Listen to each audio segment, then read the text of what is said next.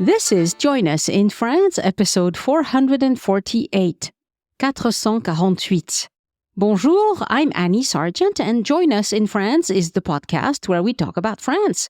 Everyday life in France, great places to visit in France, French culture, history, gastronomy, and news related to travel to France. Today, I bring you a trip report with Kim Loftus, where Kim retraced Joan of Arc's story and path in the Loire Valley.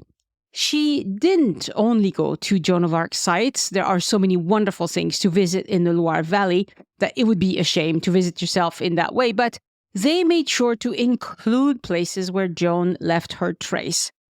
Now, Joan lived 1412 through 1431. She was born 611 years ago. Most of what was around when she lived has been built over, but some things are left, and she left a strong enough legacy that we can still hear it ring today.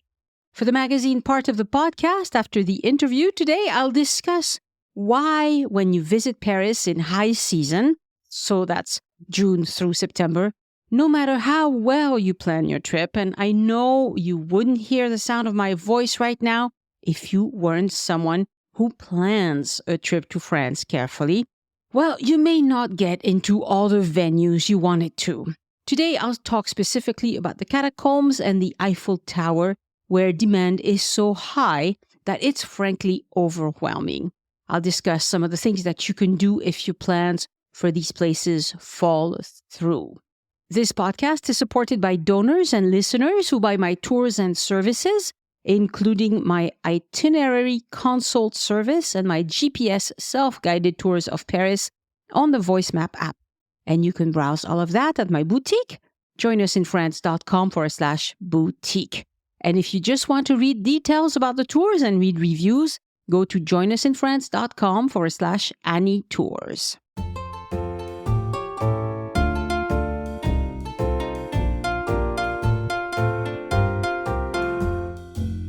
Bonjour, Kim Loftus, and welcome to Join Us in France. Bonjour, Annie. I should have said welcome back because you were on the show a long time ago. It was episode 284, and we talked about searching for Joan of Arc in rural France. And you're still looking for sites related to Joan of Arc, aren't you? Yes, I am. There are far more than you would think. Yes, lots of them. So where did you go this time? Well, this time we did the trip very different. I went to Paris by myself for the first 5 days. And then there are places in Paris where Joan led a siege. And then my husband flew in. We rented a car at Charles de Gaulle and drove to the Loire Valley for a week and explored not only the chateau we wanted to see that have nothing to do with Joan of Arc, but there are many places in the Loire Valley where she was at. And that was my main goal. Yeah, she was in a lot of places. Most of these places, there's not that much left to see in connection with her. So you went looking for statues and plaques and things like that? Yes. In some places, there's a lot more, like Chinon and Loches and a little town called Sainte-Catherine-de-Fierbois. These are all in the central Loire Valley where, and I forgot, the main city, Orléans, which was the total cap to our trip. These are cities where she was very active leading troops to take back cities from the English. And so there's more there than in other places, but every town, every church, almost nearly every church has at least one sculpture of her, because she's Saint Joan. And it's a bit of a scavenger hunt to go to some of these little places and pop in a church and see where is their sculpture and or is there a little plaque or something. The commemorative plaques at the 500th anniversary and the 600th anniversary, those are on monuments typically where she was at. And sometimes those are hard to find, but it's part of the fun. We would go, we look them up, try to get some information about where it might be, and then go hunt for it. You walk through a lot of these little villages that you may not stop and take it in, and really enjoyed some of the little cafes, the little shops and things we found along the way. Yeah, I make a habit of any church in France where I go, I look for something connected to Joan of Arc, and I usually find something.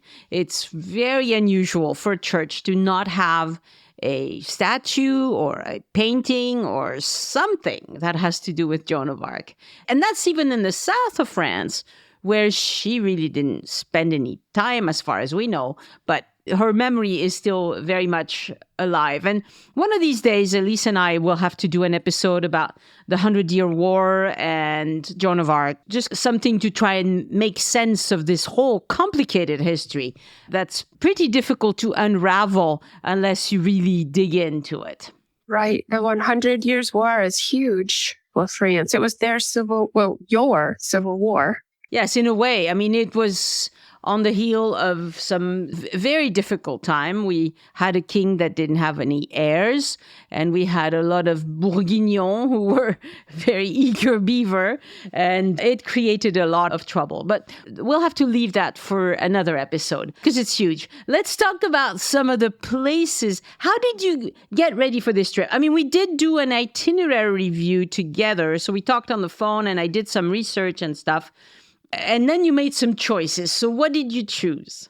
Your itinerary review was terrific because even though I've been to France and near you, I couldn't get to everything. But when you look at the map, the Loire looks very compact. And it is relatively compact, although the multitudes of chateaux.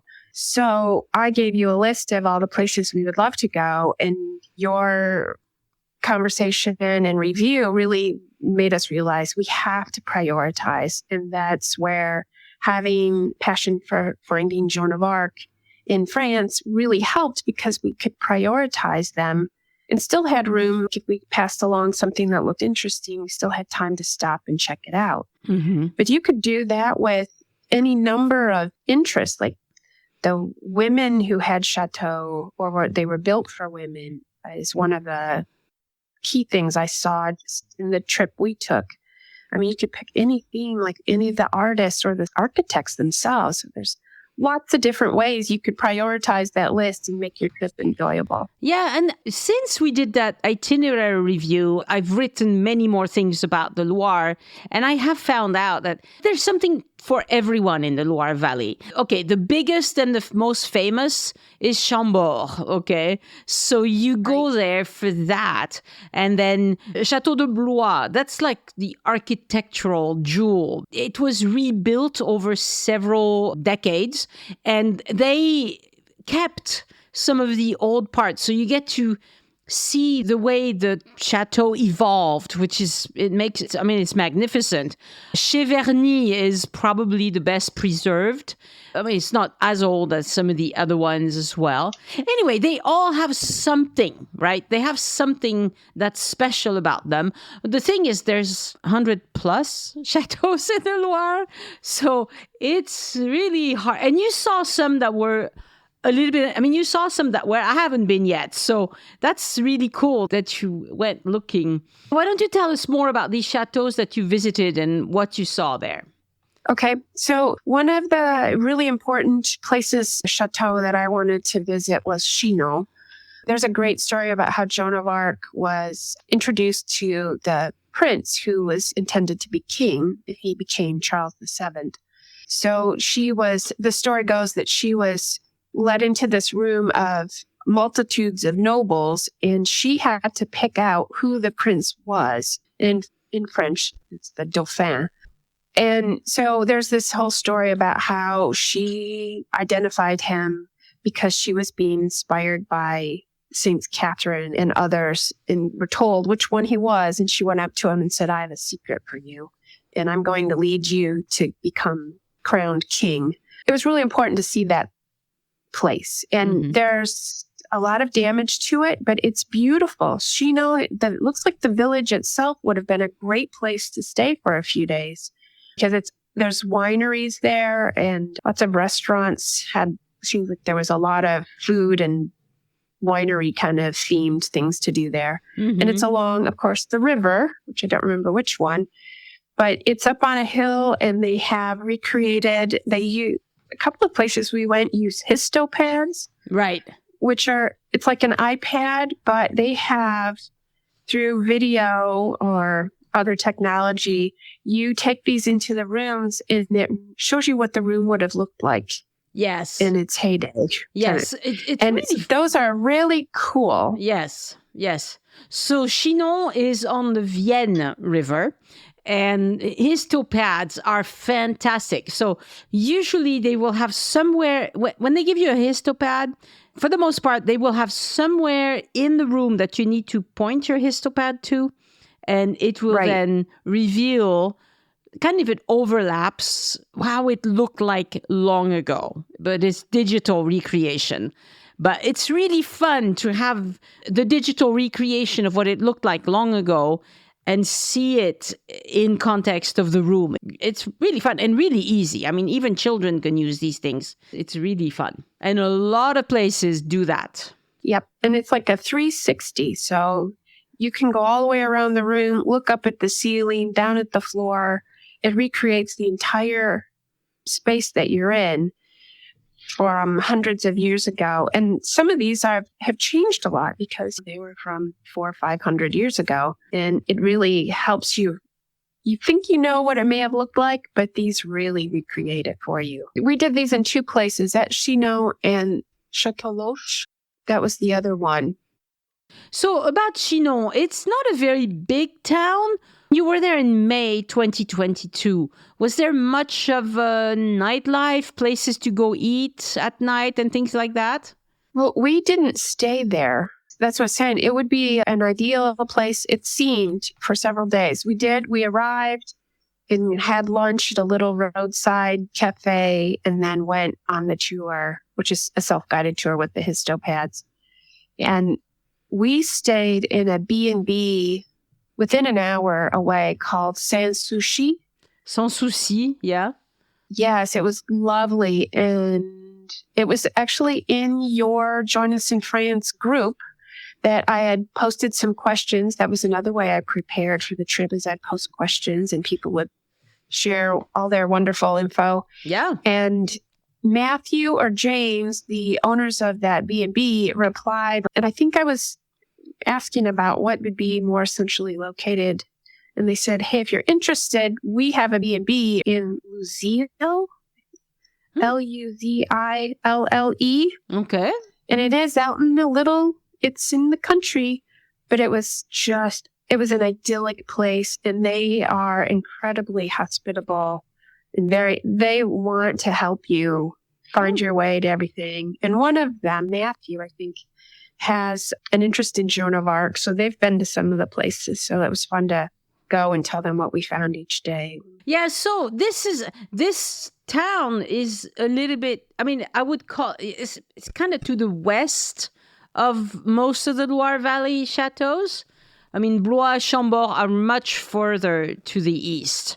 But still, it's really hard to decide where you're going to stay when you visit the Loire Valley, because you're going to have to drive no matter what you do. Right. That location. We stayed there 2 nights because it was ideal to get to Chinon, Loches, Sainte-Catherine-de-Fierbois, Azay-le-Rideau, and I believe in Chinon. So maybe when we went to Chambord, we stayed nearby Chambord, and it was we were making our way back to Paris and Orléans. Our goal was Orléans. So, we picked places to stay at least a couple nights and then do things within that area. Yeah, that's a good way to do it. I think that's a very smart way to do it. Now, you're going to have to spend time in the car because there's no way to get around that. They are scattered all over the area. Yeah, it's a beautiful area. We like driving. We like driving in the countryside. We don't like driving in the city, so it's just not a favorite thing.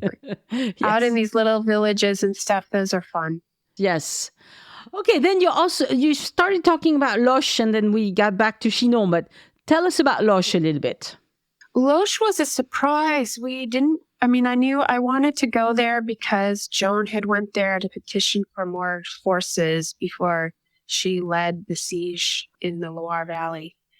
And didn't really know what it was, but there's a chateau and a dungeon to tour. And the day we arrived, it was market day. So it's a medieval village with small streets, and it was just packed full of vendors of all kinds of everything from food and clothing and gifts and local produce. And it looked like it was senior day because there were more older people shopping than families at the point we were there. So it was delightful. At that time, I was working in a retirement community and I felt right at home. And it was great because the vendors were happily telling you about their products and it wasn't busy. So I could practice a little French. And my husband, who didn't really speak any French, was finding he could patch together conversations about products he was interested in. So that was a surprise and great fun, in addition to touring the chateau and the dungeon. And then there was a little church. And Charles VII, like many kings of France and princes, had a mistress. And this community also was the home of Anne Sorel, who was his longtime mistress and really influenced some of his decisions that he made along the way. So she's buried in the church in the chateau and there's a beautiful tomb sculpture of her that's so unusual with her. I think she was a patron of the arts, and so she had one of the premier sculptors of the time create her tomb. Then you went to a place called Sainte-Catherine-de-Fierbois, which I have not heard of. So I would like to know about this place. Yeah, this is a really small village, and there's a legend about Joan with this village that may or may not be true, but supposedly while she was at Chinon, convincing the prince that she needed more troops and getting ready for that, she also was told by one of her voices, one of the saints, that there is a sword under the altar. She should send someone to get it. And they did. And so the story's evolved over time. They've never been able to prove it, that it was the sword of Charles Martel, who was someone from early French history. Yeah. Yes, he's famous in French lore. His name comes up. More lore. Yeah, just like the sword. And then supposedly she placed... Soldiers would, after a successful battle, or maybe when it didn't go so well, they would leave their armor or arms at a church back in this era as tribute. I don't really know what they were meant to accomplish. It's like they were leaving it to God and hoping that he would honor them somehow. But so supposedly she left this sword eventually at Saint-Denis in Paris. Oh. And then somewhere along the way, it disappeared. So it's not around. They don't know where it is. So there's no way to find out if it's really that sword. And so it's all part of the legend that makes it fun. And we almost didn't go to this little village because I was reading that during World War II, the church actually was destroyed and it's been rebuilt. So I was like, well, do we really want to go? But it was right on the way back to the B&B. So we did stop in. And of course, like a lot of times, we stop someplace and everything's closed because it's that afternoon time where everyone's home for lunch. We have the town square to ourselves. We have the church to ourselves. And it's also a stop on the Compostela Trail. And there's across kitty corner from the church, there's another building with plaques on there explaining this. And I didn't know that. So we ended up finding more things to explore and look around at. We found the centennial marker, but this was the one marker where the bronze plaque of Joan's bust was missing. They always have these big rectangular cement plaques with the commemorative language, and then there's this beautiful bronze plaque on there of Joan, and that one was gone. I've never seen that. They're always intact. Weird. Yeah, so that was probably the route to Compostelle that started in Paris. It would make sense that they would, from Paris, just head down that direction. Cool. Very cool. And then you went to Azay-le-Rideau. Right. Yep. We got there. You have to remember, if you're going to get in these chateaux, you have to go earlier than we did. And we were trying to squeeze in one more thing. Azay-le-Rideau was near the B&B. So we didn't get there until 4, and they closed at 5, and we weren't allowed to go inside, but you could walk the grounds until they closed them. as we walked around, it's another tiny village that looks like it would be worth a whole day to explore and enjoy. There is a very old church there called San Symphorien. It was started in 1099. So over the doorway is a beautiful relief that is from the Romanesque era, faces and creatures. And it looks like you can still see some of the paint that was decorating that. And maybe they repainted it somewhere along the way. But that was an interesting little church. So you saw Chinon, Loches, Sainte-Catherine-de-Fierbois, and Azay-le-Rideau. You saw while staying at Sans Souci, at that B&B Sans Souci. Correct. Very nice. And then you moved on to another place called Le Brame de Sologne.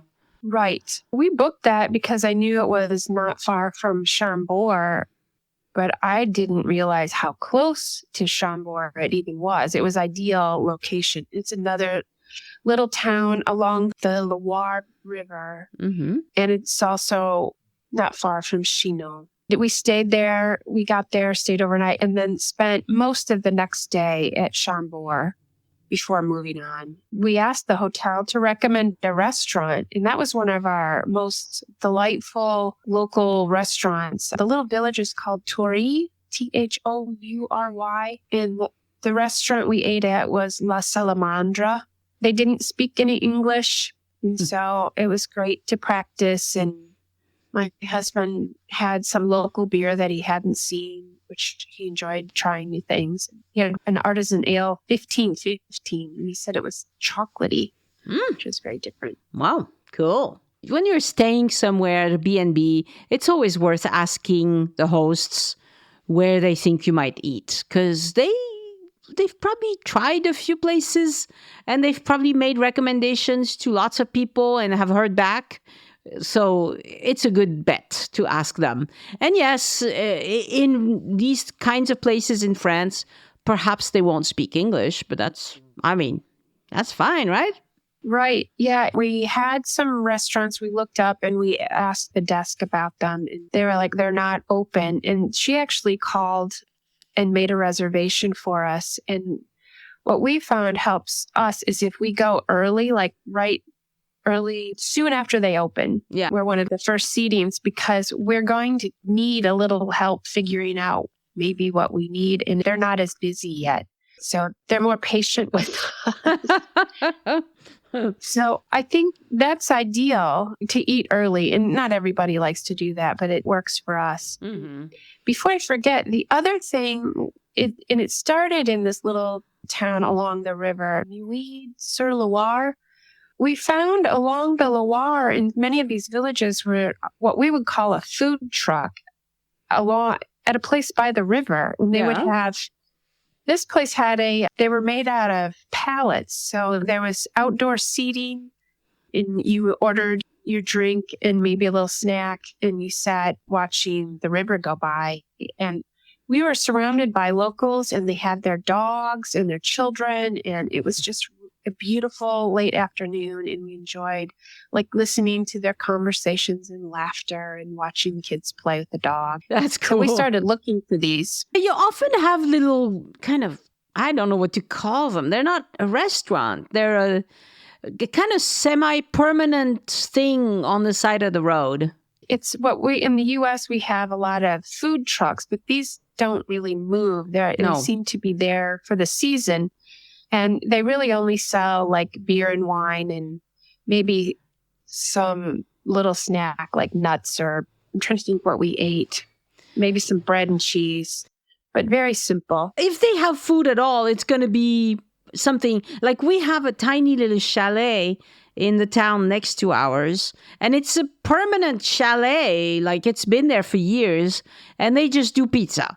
That's it, And they have a couple of they look like, you can sit yourself on those, but they look like tree trunks that have been cut off. And right. You can sit on that and enjoy a little pizza and chit chat with whoever's coming by to get pizza. It's just a very casual thing that French people like. They just go somewhere and hang out for a bit. Yep. And we found another one in, I believe it was Meung-sur-Loire. And it was just a really lovely little place to take a break and watch the river go by and people watch. Yeah, it's excellent. So you mentioned that you spent the whole day at Chambord. What did you think of that? Most of the day. Yeah, it takes most of that. And we did a self-guided tour. Mm-hmm. And it was busy when we arrived, but it was not so much when we left. And there are numbers of events you can attend that we didn't do. There was some sort of a horse show that we could have bought an additional ticket for. There are types of tours you can add on to your visit. But we just did the self-guided because I wasn't sure what we were going, how long it would take. And we decided we'd just do that. And if we had more time, we could go back and add on something. But it turned out that took most of the day. And then we were starving and had to get some lunch. And on site, they have lots of options for food. You can bring a picnic, but they had a takeaway sandwich counter and they had a sit-down terrace restaurant. And Peter was all about taking the sandwich and walking. And I was like, I had to sit down. I was exhausted. So I had lunch by myself, and he wandered around with his jambon and butter. Yeah, jambon beurre, yeah. Yeah. Oh, that's fine. Chambord is huge. Yep. The gardens are very large, and they do have events. If you check their website, between May and September, they have a lot of special events all the time. It's a very big chateau. It's a big operation. It attracts a lot of people. So, yeah, if you can't do anything else, you have to walk up to the very top and see it from the top, because you can walk around the roof structure and you get such beautiful views and you get to see all the sculpting in the stone. It's gorgeous. Yes. And we did that. We made our way all up to the top in May earlier this year. The outside was being renovated. So there was lots of scaffolding. Yeah. It's going to be gorgeous when it's finished, but there's still plenty of exposed building to see. And it's just really cool to see the design of the chateau reflected in the gardens, like the patterns repeat. It would have been really ideal maybe to stay even closer and then rent bikes to do the grounds, because the grounds are extensive. Yeah. But there was no way at this point in the trip, we'd put in a lot of miles on our feet. And so we were quickly tiring every day. Yeah. Which is typical for us, but it's a beautiful place. And I'm glad we did what we did. But if you wanted to explore more, there's definitely more to do. Because it was a hunting lodge, so a lot of what their events are related to, like the horses or the equipment they would have used and things like that. Yeah. Yep. And that's true of a lot of these places. People think, we might run out of things to do, but you rarely do. In a big place like Chambord, you don't. I mean, you could spend several days and have a good time, honestly. Most visitors who are likely to listen to this podcast are not going to do that. But French people will take it slower and will spend a full day, perhaps two, at a place like Chambord. Yeah, and I think in your Journalists in France group, that was advice I got was you'll appreciate it if you spend most of a day there, if not more. Yeah. And that's what we did. But we had places to go. We had to move along and get to Orléans for the festival. But you made some more stops along the way. Yes. These were significant. These were very small towns along the Loire, but they were Joan of Arc related. In Beaugency, that was a lovely little stop where she led the siege and kicked the English out. And also at Meung-sur-Loire, she took back a river. And both of them are small towns, and they're right along. They're one after the other on your way to Orléans, which I guess it's northeast. And they both have churches. They both have little castles, timber frame houses, the bridge over the river. There's lots there. And if you go to the visitor center and ask them, like, what do you have on Joan of Arc? They were great. They told me exactly how to find the markers and there was more things related to Joan than I even knew about. So we're really glad we stopped at the visitor center and asked those questions. Very good. All right. And then you moved on to Orléans. Yes, this was like the gotta do this someday in my life thing. Orléans has celebrated, it's called the Fêtes de Jeanne. It's a 10-day celebration. They've been doing this for years. And it takes place like the end of April, first part of May. And we timed it so we got there the last 3 days of the celebration because there's a parade and all kinds of other activities going on in the town. It's a huge event for them. And it exceeded all my geeky expectations. Why? One of the things they do in maybe January, February is they choose a young woman from their village to represent Joan in the parade. And this year, it was actually a descendant. She is a many times great niece of Joan. Her name was Clotilde Fougeot d'Arc, and she was a descendant of one of her brothers. Wow. So it just made it, that alone would have sealed the deal for me. But I've always wanted to see one of the light and sound shows that's projected on the cathedrals in a village or one of the towns. And that's one of the main things of this festival is they retell the story after Joan and her troops kicked the English out of Orléans and alleviated the siege. They'd been under a siege, but there was no one going in and out of the city for a long time. There's this whole story about her leading the troops over the Loire Bridge and coming down this long road, a boulevard, to the front of the cathedral and then celebrating Mass and the victory. And so the projection on the cathedral is seeing all along this long boulevard, and it's an enormous cathedral. And there are speakers all along this boulevard. And you're waiting and waiting, and it's getting darker. And suddenly they project fire on the building. You can see this glow. It's so cool. And then you start to hear horse hooves clumping on the street. Clumping is the right word. But, that sound they make when they walk with their horseshoes on the street. Clip, clop, clip, clop. Yes, and you can hear it because of how they place the speakers along. It's coming closer and closer. And the lights are getting brighter on the cathedral. And suddenly, when they get close enough, you can start to hear voices talking. Like they're portraying what it would have been like for having Joan and the troops coming into the city and arriving up to the cathedral. So someone like me, I had goosebumps and was like, oh my gosh. And then when that makes its way up to the cathedral, the whole light show takes place, and there's a narrator talking about Joan, how the battle went and what happened. And I didn't understand all of it, but the projections on the cathedral are just incredible. We've never seen anything like it. We don't have anything like it in the U.S. And so this was Sainte-Croix Cathedral, right? That's right. Yeah.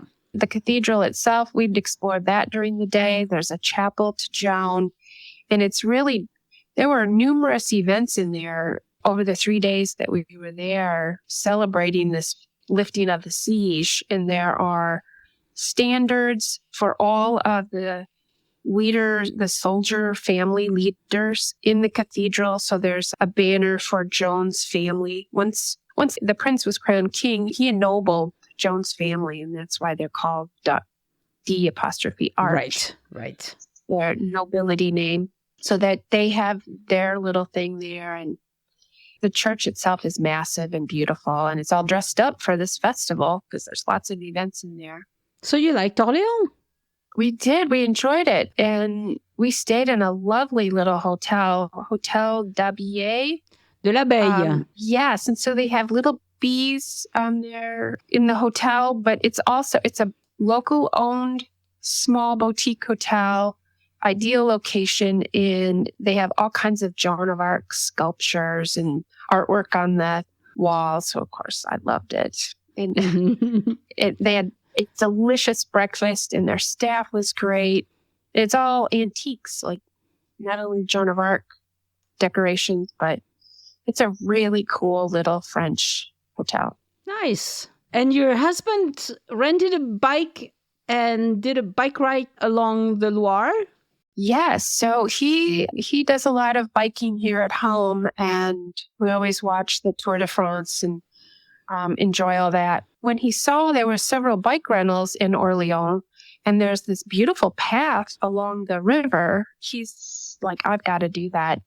So one day he rented a bike and he went out along the Loire Trail. Mm-hmm. And he was so glad he did, because he came across some really wonderful things, including what looked like a club having jousting in boats.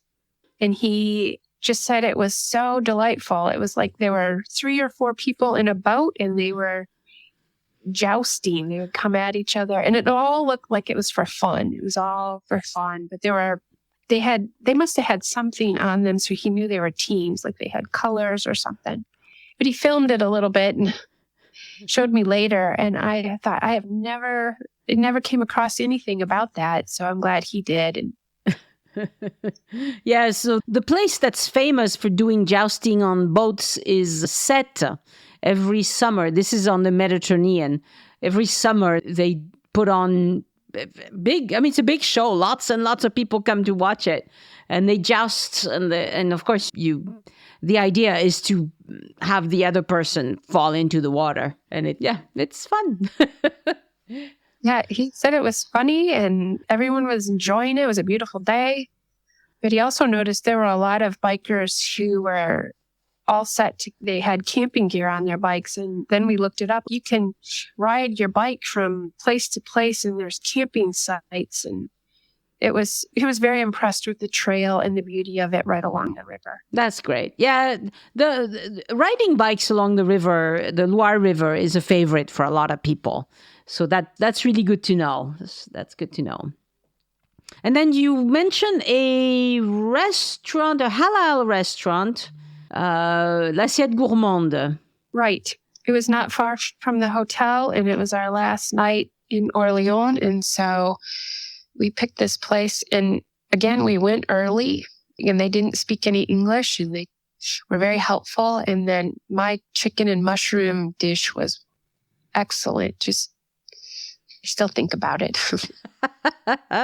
Wonderful. Okay, one last thing I want to talk about is that you had to spend some time at the hotels at the airport. So on this trip, you stayed both at the Ibis Hotel by the airport, the CDG airport, and the Hilton. Tell us a little bit about these two hotels. Okay. So my trip was back when you had to have a negative COVID test to return home. And unfortunately, I tested positive the day before departure. And my husband was negative, and I'm like, you have to go home tomorrow and I'll figure out what to do. So we had a reservation at the Ibis where we'd stayed before, but it was hot by then. They said the air conditioning was on. It wasn't. And I don't remember. There was something else, but we were like, this is just not as comfortable a place for your last night before leaving. We like staying at the Charles de Gaulle because our departure's in the morning and we don't have to try to get to the airport. Our goal is to get a good night's sleep and just eat breakfast, go into the airport, and you're done. Yeah. So we just decided we wouldn't stay there again. And then when I had to stay longer and then go home, I booked a room at the Hilton, which is right, I don't know what, this little area where the Ibis is. There are several hotels, including the Hilton, and I believe there's a No Hotel. And I really enjoyed the Hilton. One, because at that point, I was also working remote. I had taken my laptop in case this happened. So the Hilton I actually had a desk in my room, and it was a large room. I didn't need all the room compared to the Ibis. They're very tiny, which is fine. But because I worked that day, I had everything I needed, and there was a lovely hotel restaurant. So my last meal was in the hotel restaurant. It was a fish dish that I really enjoyed.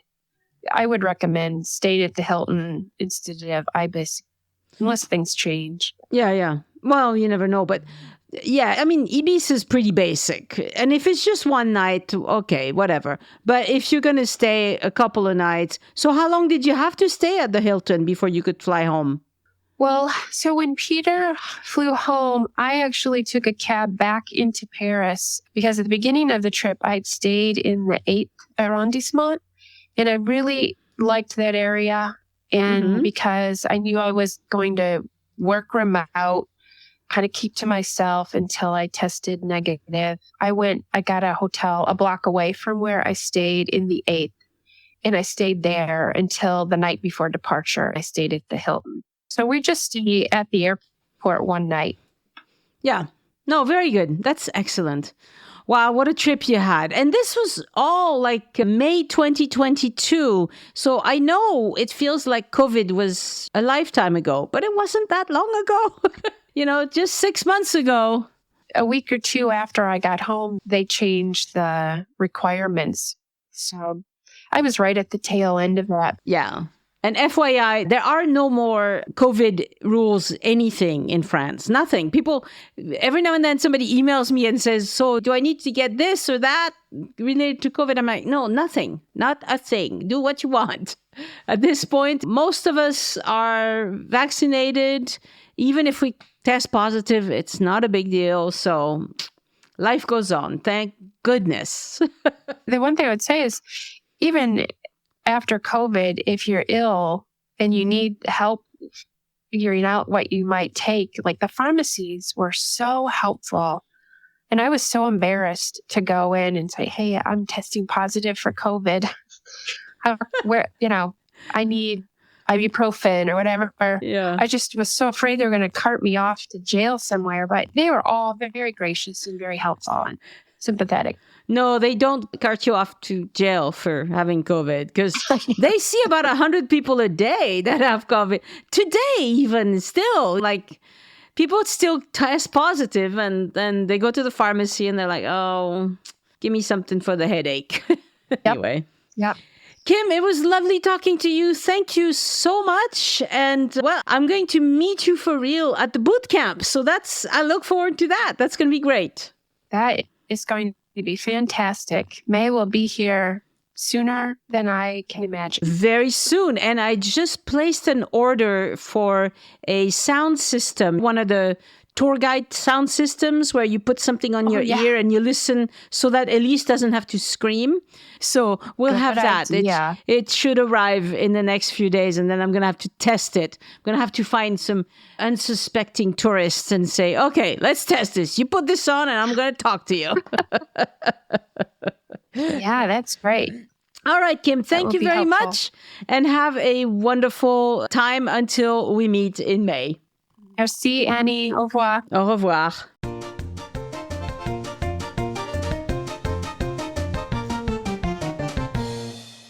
I want to thank my patrons for supporting the show and giving back. Patrons get several exclusive rewards for doing that. You can see them at patreon.com/join us. Thank you all for supporting the show. Some of you have been doing it for many years now. You are fantastic. And a shout out this week to new patrons, Helena Sweeney and Scott Weston. Thank you so much for becoming patrons and making this podcast possible. And patrons, I would like to encourage you to install the Patreon app on your phone. It'll help you enjoy your rewards while on the go, including audio and video rewards. And I am working on reworking some of these Patreon rewards and adding a Zoom meeting to the lineup. If you are gearing up for a journey to France and listening to as many episodes as possible to prepare, keep doing it. You are doing it right. This podcast is an excellent resource to help you get ready for your own trip to France. You can also take advantage of my expertise as your personal itinerary consultant.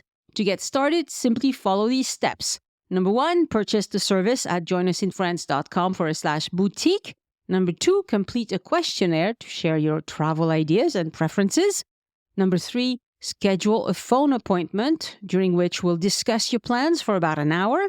Jot down all your questions because we'll have plenty of time to discuss. And number 4, after our conversation, I'll send you a comprehensive document outlining the itinerary that we discussed. Please note that my schedule tends to be really booked up. Right now, it's to the end of July. So secure your spot and let's create memorable French adventures just for you. And if my schedule is fully booked and you cannot consult with me directly, you can still take me along in your pocket by getting my GPS self-guided tours of Paris on the Voice Map app. I have 7 immersive tours, each showcasing a distinct, iconic neighborhood of Paris. You can choose from Eiffel Tower, Ile de la Cité, Le Marais, Montmartre, Saint-Germain-des-Prés, or the Latin Quarter. With my guided tours, you can not worry about a thing, fully immerse yourself in the Parisian ambiance, and you will not need to fight with Google Maps. Just follow the sound of my voice and look around. You can access my tours directly from the Voice Map app, but if you purchase tour codes from joinusinfrance.com/boutique, you'll receive a special listener discount. The difference is if you buy the codes from me, it's not immediate. So if you need the codes immediately, please buy through the Voice Map app. Let's talk about getting tickets to those really sought-after sites in Paris. So today we'll discuss the Eiffel Tower and the catacombs, but there are similar problems with getting tickets to the Louvre and the Orsay Museum. I've mentioned it on the podcast before, but let me say this very important tidbit again. When you buy so-called skip-the-line tickets, the only line you're skipping is the ticket line. It doesn't matter who you buy from, you will still need to go through the security line, and at the Eiffel Tower, there's also a line to get on the elevator. Who sells skip-the-line tickets? Well, Viator and Get Your Guide are the two that I run into all the time, but I'm sure there are others. They make a lot of money buying up all the tickets the instant they become available, then selling them for 2 or 3 times face value price. How do they manage to get the tickets the instant they become available? They have staff writing computer scripts that constantly ping the servers to buy as many tickets as they can. The folks who run the Eiffel Tower and the catacombs, they know this is happening and they want to slow them down, but they can't stop it completely because they also want to sell tickets online, right? It's like how do you deal with this? So they change the rules frequently and they keep the computers guessing. But making 1,000 guesses a second is easy for computers to do and very hard for a human to do. So the computers always win and the people are always confused. That's unfortunately how it works. Today, I read this on the Join Us in France Facebook group from someone called Erica. She wrote, "The catacombs of Paris was a top priority for my son. I was having issues getting tickets in advance on the official site, since it appears they only book 7-day priors. I booked through Viator and they cancelled our reservation the night before our tour. We went to the catacombs anyway to see if we could get in. We were not the only ones that this had happened to. The docents let us buy tickets there, which were 100 euros cheaper. Be aware that tour operators are not reliable, and if this happens to you, just go and they will try to accommodate you." So, let me now read some of the reactions to this post. Somebody says, "On my bucket list." Yeah, that's the problem. It's on a lot of people's bucket lists. And there are people who will not bat an eye at paying 100 more than the face value of the tickets for these places. And yeah, that's just how it is. Someone else says, "We use Viator in Spain and had no issues at all." It's true. Sometimes it works out, right? Sometimes it works out. There's just times it doesn't, that is a problem. Someone else says, "They canceled my tour too." So it happens to people. Somebody else says, "FYI, when I was there, I had pre-purchased tickets through the official site. They were turning away people that didn't have tickets." Yes, this is important. Just showing up does not always work. Sometimes it does, sometimes it does not. And another person says, "Third-party vendors are speculative and greedy. Sometimes people miss seeing something, but there is so much to see and do in Paris." Yes, that's the message I'm going to try and put across today. And lastly, one person says, "I never recommend Viator. They are a third party and sell other people's tours. Customers pays more and tour provider gets less." Yes, that is sadly true. So, The thing is, if you are visiting Paris in June, July, August, September, this is high season. All of it is high season. And this year, high season is out of control busy. Lots of venues are putting limits on the number of visitors because staff cannot handle this huge increase of visitors. So what can you do? Well, dial the expectations back, please. I know you don't want to hear this, but nobody dies if you cannot go up the Eiffel Tower. Right now, if you go to the official Eiffel Tower site, it says, high demand for the summer. Because demand is so high for the summer. I'm just translating this by sight from the French, okay? I'm sure they say something similar in the English site. Because of high demand this summer, e-tickets for visits to the summit or to the second floor via the elevators are just about sold out until the end of July.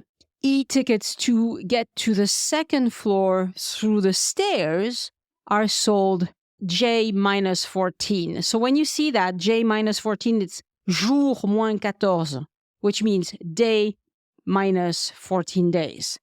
And then they say, l'achat en caisse est toujours possible le jour de votre visite pour un usage immédiat. So that means you can still buy tickets at the register on the day of your visit to be used immediately.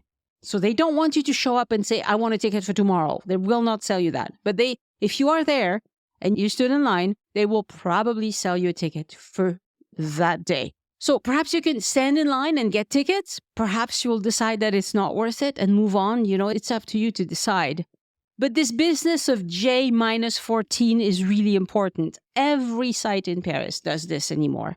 They just set a specific day when the tickets go on sale. And because of Viator and Get Your Guide, they keep switching how many days that is all the time. So Eiffel Tower was 60 days. Then it went to 30 days. Now, who knows what it is, So just know, if you want tickets to the Eiffel Tower, it's going to be difficult to get them. The easy way to do this is to do what I recommend in my tour, and I will recommend it to you right now, so you don't even have to buy my tour to get the advice. What you do is you show up before the Eiffel Tower opens. If you happen to walk my tour, I recommend you start that at sunrise, and you have about 40 minutes after sunrise when the light is absolutely glorious. And if you do that, no matter what time sunrise is, you're going to get to the Eiffel Tower down the hill before it opens.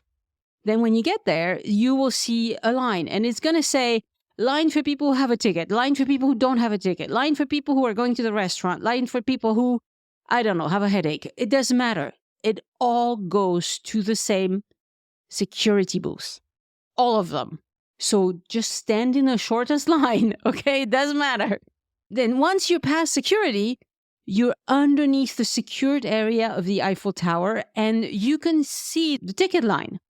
If you show up as soon as they open, probably there's not going to be that many people there. You can be in line, get your ticket, and do it first thing in the morning. If you decide that it's too many people, perhaps you couldn't show up right as they open, perhaps it's now 11 a.m. or noon or whatever, and everybody and their dogs is there, well, perhaps it's not worth it to you. But at least you'll walk around underneath the Eiffel Tower, and that's a pretty cool experience in its own right, okay? It's a good thing to do. I would ask you to not reward Viator and Get Your Guide by paying them top dollars for a service that they may cancel at the last minute. Just don't buy those tickets. You're encouraging them if you do, don't buy them. So what do I recommend that you do? Like I said, walk my tour, get to the tower before it opens, go through security. And if you still don't want to wait in that line, then do something else around the Eiffel Tower. Here's a few ideas. You could take a river cruise. There's a dock right by the Eiffel Tower. You could get on the bateau bus, which is the hop-on, hop-off boat. Not the bus, the boat. It's better than the bus. You really don't want to get on that bus. You can get on bus number 69. That's a city bus that goes not very far from the Eiffel Tower. And you can use it like a hop-on, hop-off bus, except instead of paying $30, you pay, one ticket, one metro ticket. every time you get on and off. It's pretty inexpensive if you do it that way. And it goes through a lot of wonderful sites in Paris that you'll want to stop at and look at. You could walk to Rue Claire, which is kind of a cool street. It will be very busy because Rick Steves recommends it, so it's going to be mobbed, but whatever. That one is way better to do in the wintertime when it's normal people. You could go to the Rodin Museum or Les Invalides, which is the Army Museum. The Rodin Museum can be visited in 2 hours, Les Invalides is more like 4 hours. But for museum people, that's great. Or you could walk back to the Trocadero and visit one of the museums there. There's no way you can be bored in that area.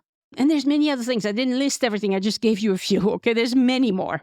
How about the catacombs? Well, if you cannot buy a ticket a week early, you can go to the area and see if they will sell you a same-day ticket. Again, it's best not to do this at 11 or noon when everybody else is also showing up. Be there before opening time is best. But if you cannot get tickets, here's what else you can do. Right there across the catacombs, you have the Musée de la Libération de Paris, an amazing museum, especially for history buffs.